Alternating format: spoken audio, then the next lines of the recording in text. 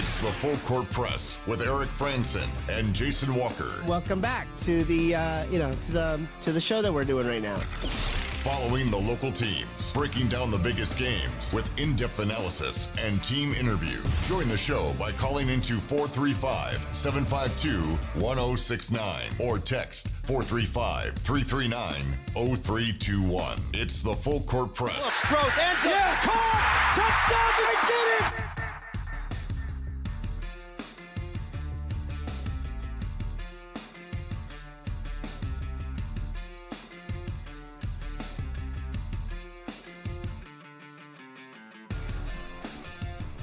Welcome on in to the Full Court Press. Jason Walker, JD Walker, and Ajay Salvesen Walker here on 106.9 FM, 1390 AM The Fan, streaming online at 1069thefan.com and on the 1069 The Fan mobile app. You can also find us on our podcast feed. I'm working on getting the episode uploaded. I'm not as fast as Eric, where he would have had it published, like the first hour published like a half hour ago. You know what? If Gary, don't talk, because Jason needs to be able to hear himself. Hold on.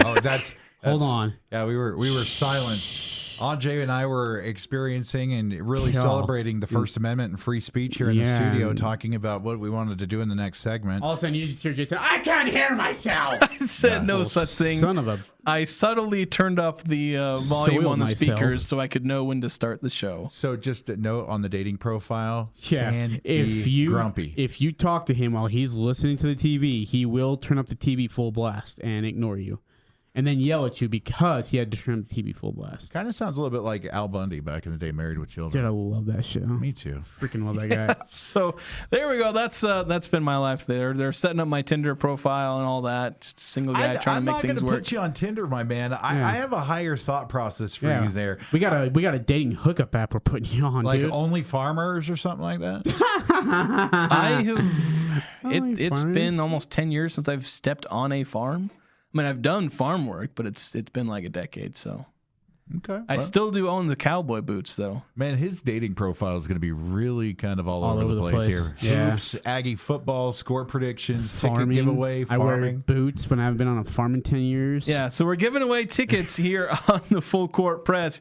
Text in your score prediction for Utah State against Nevada. We've had plenty of those come in already. See, 8968. I don't think we mentioned 8968's text saying, I'm still an optimist. I believe that we will win. Aggies 40, Puppies 14. Nice. Our quarterback with the top running back in the game. Ooh. And then saying he was 8968 had a chance to win some tickets last week. I think he did win them, and then he had to step out last second. But he's saying he will be there one way or the other. And tell you what, we're giving away so many tickets. There's a pretty high chance these guys are people texting in are going to come away with them. 1523 saying my Aggies 38, Nevada 24. First time texter 1523. Thanks for texting in. Thanks for listening. And thanks for listening as well. 6391 saying Nevada is going to see this game as their best chance they have left to get another win on the season. They're going to give it everything they have. And then also the score prediction, USU 38, Nevada 21. You know, and again, we talk about this guy. It's like they have nothing to lose anymore, right? Now the coaches already know he's probably on his way out the door. There's a buyout contract already or a buyout already been discussed or whatever. Like these guys will come out and say, all right, you know what? We can't go to a bowl game, so let's go wreck somebody else's chances. If the Aggies somehow fall in this game to Nevada at home, it is going to be a long, long stretch the rest of the way. Like the remaining 3 games after this one will be defined by this game. As weird as that sounds, really, it will be defined by this game coming up on Saturday night, 5:30. I'm pretty sure the transmitter will melt down on Aggie call if we drop the game versus Nevada. Yeah. And we like to call it group therapy after we do something like that. And so we all work our things out. The closer we get to wrapping up the show, I usually feel better. But a loss to Nevada would be kind of a big letdown. And I know we've talked a lot about expectations for this team, but that kind of would be a realistic expectation to have right now. A 1-7 team coming in to your home court. So hopefully we don't see it like that. Hey, speaking of letdowns, man, Mountain West Conference and men's basketball. Yeah, it's been Holy crap. really weird. Because, like, on the one hand, you've seen some pretty good results. Utah State blowing the doors off Westminster, which just seems to be whenever they play Westminster, everyone on the team becomes Steph Curry. But then, San Diego State blows out. I think it was Long Beach State, Colorado State, Grand Canyon both get pretty large margin wins. Then you have Boise State, Fresno State, and UNLV. Dude. Yeah, UNLV, for as much crap as they talk on social media and everywhere else, for them to go and drop that game, it's just such karma to realize how bad they actually suck at sports. Yeah, so let's set the stage real quick. If you've been hiding under a rock or just been so invested in football that you haven't quite caught up to what's happened in basically the first week of college basketball, basically started on Monday. So Boise State started this whole thing off by losing to the powerhouses, the Hawaii Pacific Sharks. JD's already got his shirt in the mail. So the herd is going nuts buying their stuff. That's pretty cool, actually. Their social channels are blowing up. They posted a little bit earlier today who wants merch, and it just went wild. So it's kind of cool to see. So Hawaii Pacific won in Extra Mile Arena, Boise's home court, in front of 10,000 fans. They had to watch their team lose to a Division II squad. Did you see the video of the player that was cramping up for Boise State? Yeah, and the Boise State trainer and the trainers just dragged him off the court. Yeah, and you see the assistant coach running over like, "What are you doing?" Yeah. Like, I mean, it has been a rough start for Boise. It's been kind of rough. And then, so Boise State obviously had their own embarrassment. But then the next day, Ajay, you mentioned this, UNLV loses to the powerhouses of the Skyhawks of the Ohio Valley Conference. Let me just compare this in NFL terms for you guys who understand men's college basketball. That'd be like Tom Brady and the Patriots in 2007 losing to the Detroit Lions. Okay? Basically. That would be the 2010 Patriots losing to the 2010 Detroit Lions. That'd be like the 2016 New England Patriots losing to the 2016 Detroit Lions. In fact, that'd be like the 2025 New England Patriots losing to the 2025 Detroit Lions. The Lions aren't even that bad this year. Yes, they are. Are they? I haven't kept up Ryan with the NFL Gosling much. at quarterback. I mean, it just ain't working out. Ryan Gosling. You just ruined Jared Goff for me forever. I sure did. I did it on purpose. Ryan Gosling. I did it on purpose. Anyway, UNLV chokes out. Okay, They lose to UT Martin, who ranks at the moment 297th in KenPom. That's only after they beat UNLV because they were at 328 in KenPom. And then Fresno State, they go out yesterday and they lose to the wonderful powerhouse that is USC Upstate. Yes. But actually, isn't that where beautiful area? Utah State got a goalkeeper from that school? And wasn't the why are you looking at me and asking like what? Wouldn't you know? I thought their keeper for last year, Cora Brendel, came from USC Upstate or something like that. I just know anytime you have Upstate in a name, it might not be the greatest place in the world. Like Downstate's probably worse. Downwind, upswind, stuff like that. But yeah, it's not. Can you guys explain something for me? Oh, shit. And I really don't understand this. I feel like we're all in a armada of pirate ships, and everybody's yelling for the conference. Don't we just want our guys to win out and do the best they can and let everybody else fail? Well, usually, you need your conference to do well. Yeah, though. This isn't helping. Because we actually asked Coach Calhoun about this. And we'll probably end up playing the audio. Of course, you can find it on my Twitter right now, but we'll play it in tomorrow's show.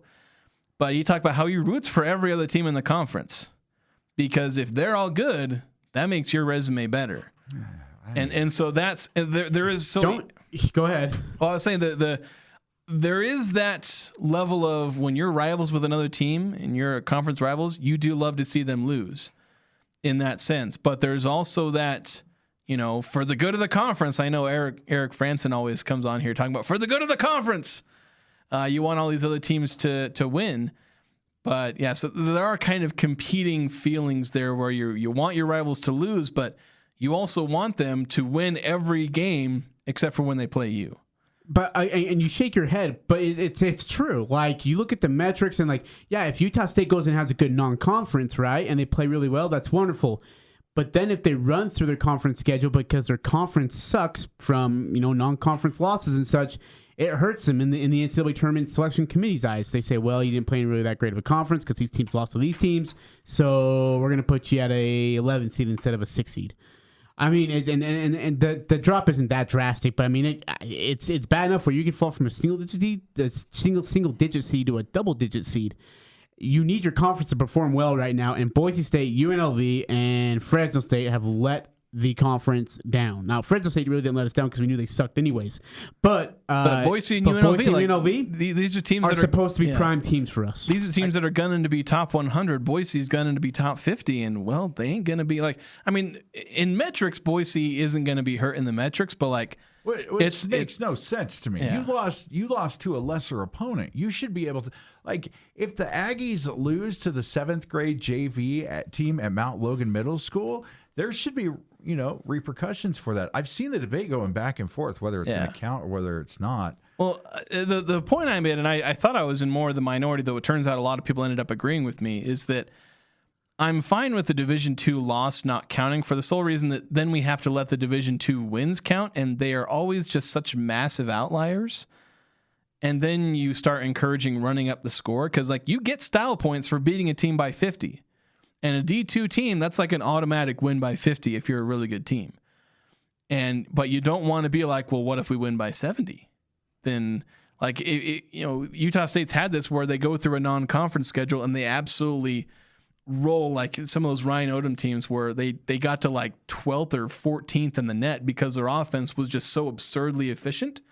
And that's one of the key factors the net takes into account is how efficient are you on offense? There's also a defensive efficiency metric. And sure, there's a strength of schedule calculation, but if you beat a team by 70, the net loves you to the moon and back for it. And you don't want to encourage that stuff because, you have conferences like the Big 12 where their whole thing is go play a bunch of cupcakes, beat them by 40, and then everyone comes into the conference play with a, ranking 40 or better in the net, and then they all play each other and, turns out, they can't beat each other up enough to lower everyone's rankings. So I'm fine with D2 games not counting to the net in these metrics just solely because, again, then you have to add wins and there's some negative consequences there. And I think we're all smart enough to know Boise lost to a D2 school. Just include that in your analysis. And, the metrics will take care of themselves. If that makes sense. It makes sense to me.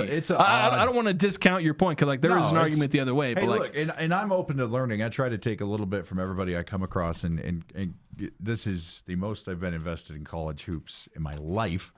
And I am more pro Homer Aggie on hoops than I will be on any other sport, and so it just for me, as a logic person, seeing things black and white, being a math person.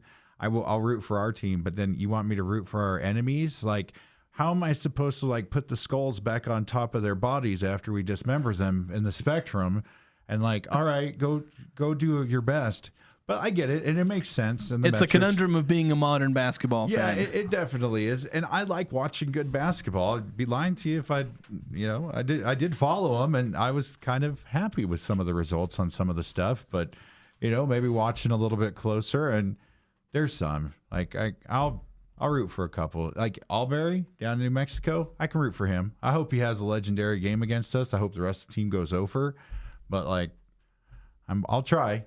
I promise, guys. I'll try to root for our conference mates for the good of the conference. For the good of the conference. I'll work on that enthusiasm. Let's go to the Young Power Sports Logan text line 2603. Saying, how about the Aggie soccer team making it to the ship for the 3rd straight year? Go Aggies. Yeah, that's awesome. You sound so enthusiastic. No, no, it really is, though. You think about what Manny Martins, Rob Nilton have done with their programs. Both of them. Yeah. Where they were before they got there, where they are now. Manny is going for a 3-peat, guys. A 3-peat on Saturday evening. Rob Nilton is undefeated in conference play with a massive matchup tonight and Saturday. Yeah, they're playing Colorado State tonight. 2nd place, a chance to win, and they sweep Colorado State and go up 3 games on them. Where they're at, both, and again, I know the focus in the text was on Manny Martin's soccer team, which is incredible. I hope they get the benefit of the doubt. I don't know if they will in regards of this selection coming in the NCAA tournament, but this team deserves and has earned that spot, I think, if they can keep this one close, or at least of course, if they beat Boise, but if they can keep this one competitive with Boise State, I think they may have earned, I really do. It might be a low seed, but earn them a spot into the tournament to go and compete again in the NCAA tournament. Yeah.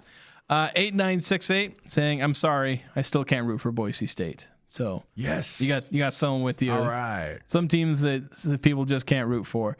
And then said 9-5 saying, it is for the good of the chaos, right, Jason?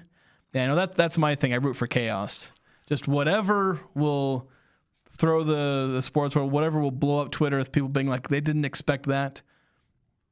That's the one I often root for. So in that sense, I was kind of rooting for Hawaii Pacific. I almost said Life Pacific, which that'd be a different story if they beat Boise State. Which it kind of reminds me of the sponsor that used to be, I think, a sponsor of the Pac-12 and the giant whale coming out. Yeah, basically. Pacific Life, yeah. But 9310 just here. Whoa.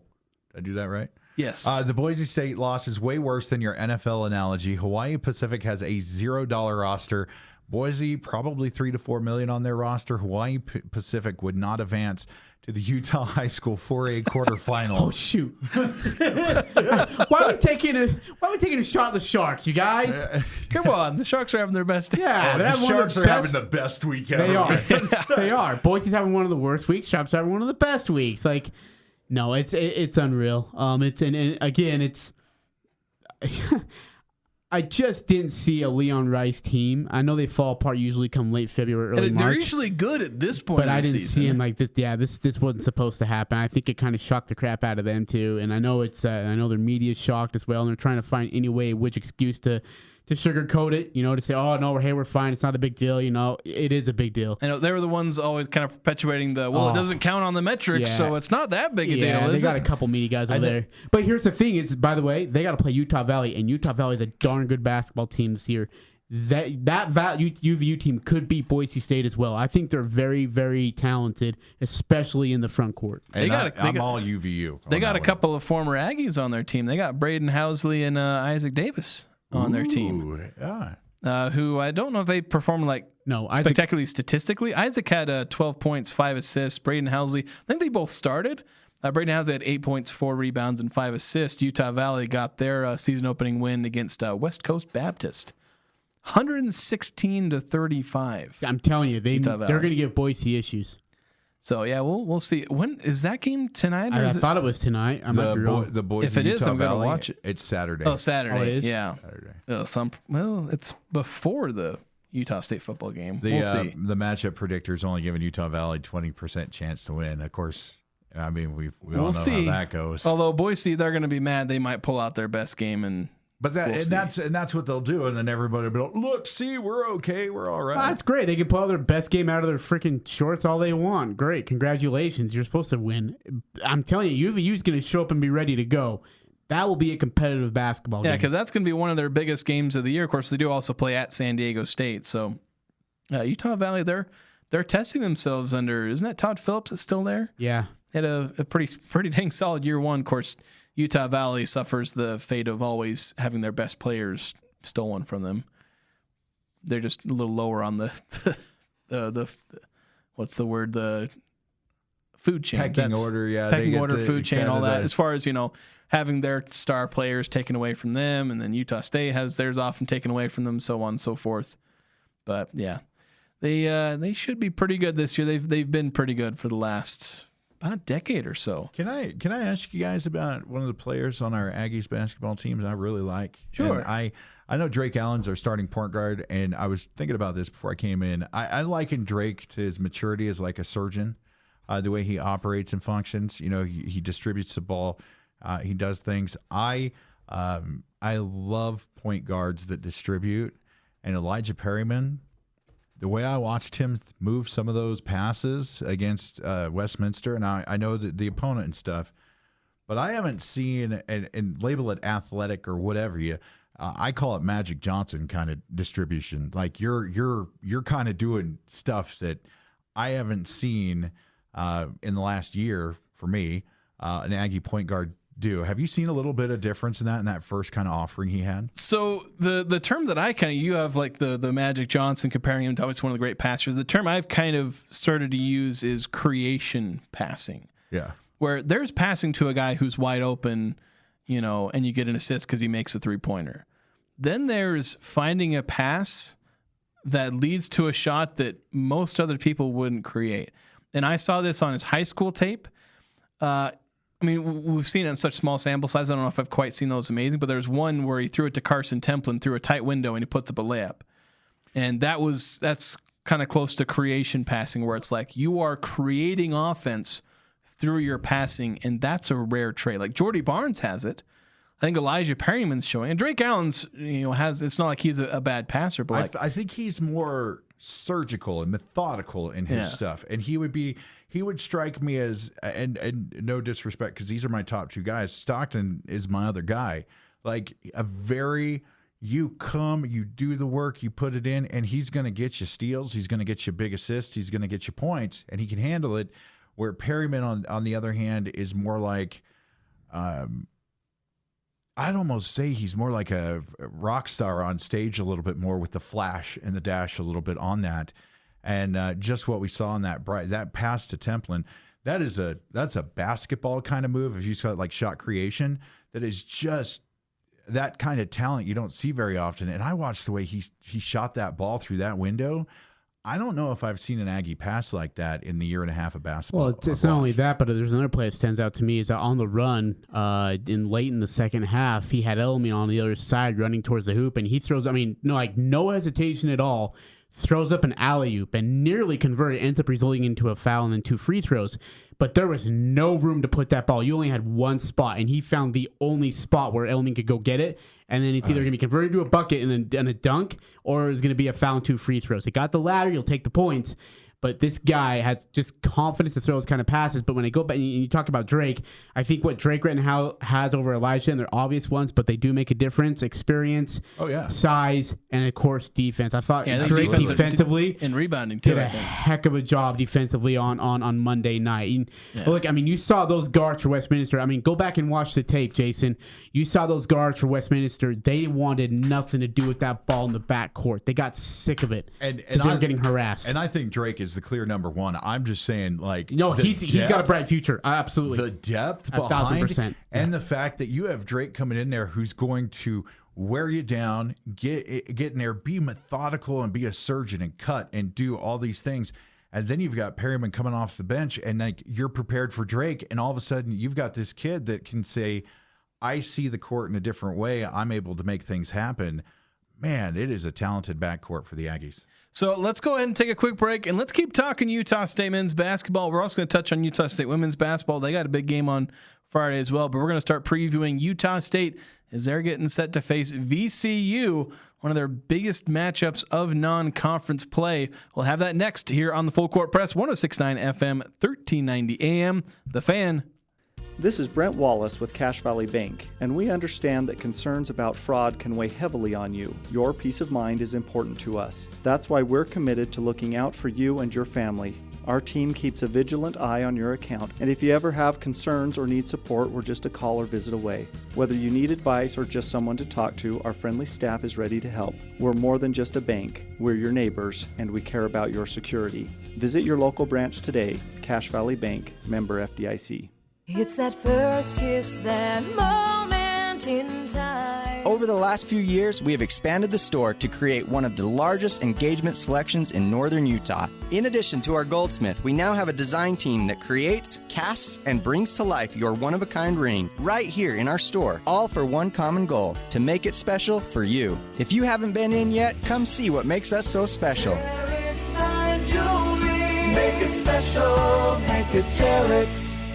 At Mountain Valley Heating and Air Conditioning, now's the time to feel the love and the savings. With current tax credits and government rebates, save up to 40 and 50% on new heating and cooling systems. From residential tune-ups to commercial HVAC projects, Mountain Valley has you covered. Rebates and credits end at the end of this year. Take advantage today. Go to mtnvalleyhvac.com and start saving while you feel the love.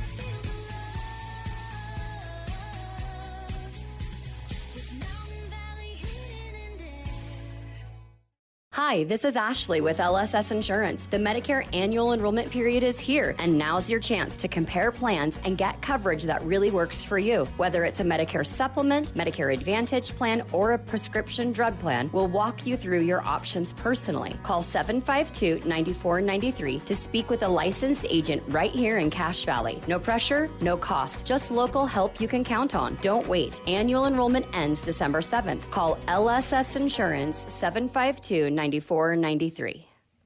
Looking for comfort and convenience in Logan? Stay at the Bomb Motel for just $79 when you mention Aggie 79. Just minutes from USU. Perfect for football games, commencements, campus events, and more. Enjoy your stay without the hassle. Your sure stay Bomb Motel offers cozy beds, free continental breakfasts, and a seasonal outdoor pool. True comfort and value. $79 rooms with Aggie 79. The Bomb Motel. Call 435-752-5220. That's 752-5220 today.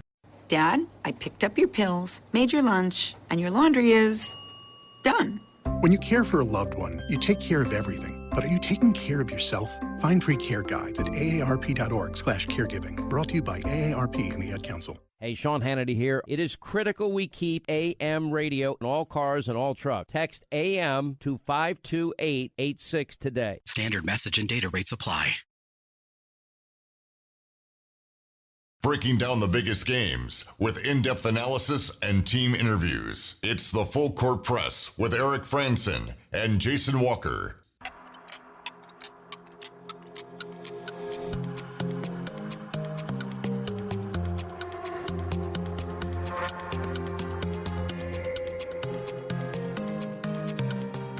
Welcome on back to the Full Court Press. Jason Walker, JD Walker, and Ajay Salvesen Walker. We're giving him that honorary title for now.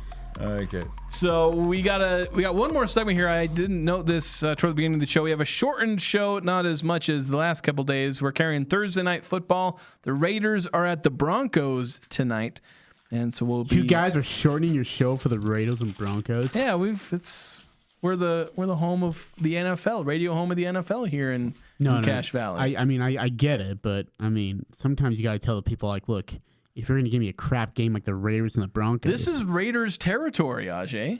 This is not Raiders territory. Well, the Raiders think so. Well, yeah, I'm sure they do. They think everywhere there's territory. But, here's the problem is, like, Tom Brady owns the Raiders. Ryan Gosling owns the Raiders. I mean, freaking Marshawn Lynch owns the Raiders.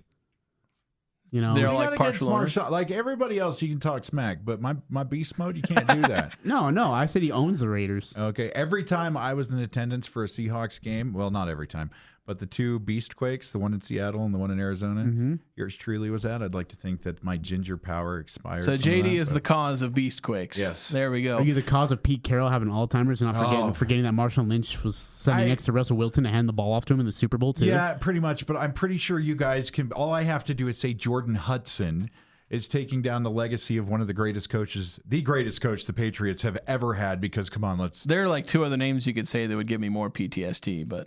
Yeah, I was going to say there's a couple other names and one of them's not alive anymore. Eli Manning? I said not alive. Who are you thinking of? Who are you thinking of? Well, I was thinking of the guy who did the helmet catch, I suddenly can't remember his name. I was thinking of Aaron Hernandez. David Tyreek? Wasn't it Tyreek? Tyreek. Aaron Hernandez, obviously that's a tragic story. Yeah, but, that's horrible. Yeah, it is. But, like, there's worse moments for a Patriots fan than... Dude, they lost like 3 Super Bowls. All right, we got to focus. We got to talk positive things. Utah State men's basketball are taking on VCU. We're going to be diving into this more tomorrow. But first thoughts on VCU. I was scouting them out today. My preview comes out tomorrow morning. Tough team, although I thought I spied a couple of weaknesses. Their defense didn't do as good as maybe you thought against a Wagner team that ranks like 360th in offense. They gave up 74 points, 40 by halftime. So this wasn't garbage time stuff. They gave up 40 points in the first half. Although VCU scored 103 in that game, so like they have an offense. Former Bryant coach Phil Martinelli Jr., son of the former St. Joseph's coach, I believe. So this is a tough team. I think ranked 60th in KenPom. So what are the odds of the Aggies coming away with a win in the neutral site game in Frisco, Texas? A couple things I like, JD, about this Aggie team. We've already talked about it before, you guys. But JD, I like the depth of the Aggies. I mean, they went from 15 to 12. They've redshirted 3 players, so I think we know who they are after Monday night. So then you have 12 guys, and there's no drop off on the bench. It is. You've got guys. We talked about one of them. Elijah Perry, who I think is going to be a starter one day very soon. You got El Amin as well, who can come in and be a defensive force. They've got so many guys that just bring so many different abilities, and still can not have anything plateau or anything fall off just have any drop off production wise. And that's what makes this Aggie team so dangerous. And it was nice to see the opening number from this Aggies team. And while we saw a lot of familiar faces, it was the newcomers who really showed up and show out. Yeah. And I know we're gonna see our veterans come through when things come in. We're gonna see the mayor step into his normal stuff. It was getting everything going. But yeah, this team, we didn't even see Zach Keller out there. He had a sprained ankle injury. Yeah. So I mean, this team's not even at full strength. He's good to go though, I believe, isn't he? Jason? I think. Yeah, Calhoun said that he's likely to play. There was some minor qualifying comments in his Wednesday press conference, but it seems very likely that Zach Keller's going to play. Yeah. But watching these guys, I think my expectations for the opening of the season, especially after watching what happened to the Rebels, what happened to the Broncos, and the other teams in the Mountain West, is just kind of take in the opening stanza. I think this is going to be a win. I think it's going to be a pretty decent win for the Aggies. But I think we're going to see more of a balanced approach. We're going to see the stalwarts that we see, Drake Allen, Mason, and Tucker look great. Yeah, he did. Of course, I will always be a Carson Templin hype man. I think he just brings this energy and this stuff to it. And even Jordy, I saw him last year. One of the comments from his performances that I had was that a little hesitant to shoot, a little hesitant to score the ball. He put up 7 points out there in the game, and you're absolutely right. The depth on this team, a lot deeper than last year, and there is a lot. The kids that are coming in, they're very talented. Definitely showing what was the best recruiting class for Utah State men's basketball in history, I believe. It's showing, and we have just one game in and a couple exhibitions. Yeah, and then again, I like what you go over there, and I think I'm with you. They beat VCU, and I think they beat them handedly. And then you get Weber State at home next week on a Wednesday night, and then you get UTEP on a Saturday. There's a lot of chances for a lot of these young guys to get some really good minutes and prove to coach that, hey, I should be higher on the rotation chart for whatever reason, And I think Elijah Perry is one of those guys. I think Elmin's one of those guys. But what you said, I think, is spot on. What we got from the veterans, Drake, Mason, and especially Carson Templin, who was so good in that game. That point guard play where he ended up running the ball coast to coast and then found, I think it was Elijah, or who was out to his left on just like a bullet pass for a dunk, was unbelievable. Like, when you got guys who are that athletic and big guys, right, especially in the same age of basketball, who can dribble the ball like that and go court to court like that, it's hard to beat a team like this, man. It really, really is. You're going to see some of these young guys step up, but this veteran group, yeah, dude, they're not giving up minutes to anybody right now. Yeah, so I think Utah State has a pretty dang good chance to win this game. I think basically so long as they don't have any hiccups in their offense with like turnovers or have a bad shooting night, if neither of those two things happen, Utah State's gets into the flow on offense, they should just be able to outscore VCU. And if their defense shows up as well, which when you look at Utah State's defense, they forced 17 turnovers against Seattle, or 16, 17 against Seattle, 18 against San Francisco, then forced another 17, 18. I think they're averaging 17.3 turnovers forced in their 2 exhibitions plus against Westminster. And I think the lowest was 15 or 16. I had it written down on my computer, but they're a team that's going to force turnovers. And I know there's still some wonder, are they going to be able to defend inside? I don't think they've been truly tested in that regard. And VCU will test them a little bit, where they have a pretty decent forward, but he's also, they have a 6'10" forward, but he's also like a shooter outside. So there will be some tests there. But if Utah State's defense shows up, then they can hold VCU to in the 60s, I think, with the way this defense has been able to play at times. And if the offense is rolling, they should be able to, put up a lot of points against the Rams. Let's shift and we'll wrap up the show here talking about Utah State women's basketball. They host Utah, and Ajay, correct me if I'm wrong, but I think this is the first time that the Utes will be in the Spectrum since 2017. Yeah, thereabouts. That's correct. Yeah. This is it's a well-oiled machine. This Utah team is. They lost their head coach last year because she ended up taking some kind of a job with the LA Sparks as an assistant coach. Where, by the way, the GM of the LA Sparks is Reagan Pedley, former Utah State coach. Really? Is that where she's at these days? She is. She's a GM now of the LA Sparks. So a lot of Utah connections over there. Look, this Utah youth team is really good. Gavin's is doing a great job, but they've lost some serious talent. They did get a couple transfers, one from Michigan and one from Vautech, who are two pretty good players. But this team, I feel like this Utah State women's basketball team is so well coached, from the head coach to Anya Kerholt, who is the defensive coordinator, Kim Gomez, who is a player development coach. I mean, they are so well coached all the way around. Even Callie Quinn, who is the offensive coordinator. They're going to be competitive. Like, people are thinking, all right, they go in there, they get beat by 50, right? It's been like the last 5 years. No, this is going to be different. I think Marina Oscienzo is a big deal. I think Aaliyah Gale is going to have a great night. I think our bench, just like the men's basketball team, there's no drop off on the bench this year. Finally, it's actually steady. Like, Elise Livingston is going to be coming off the bench, you guys.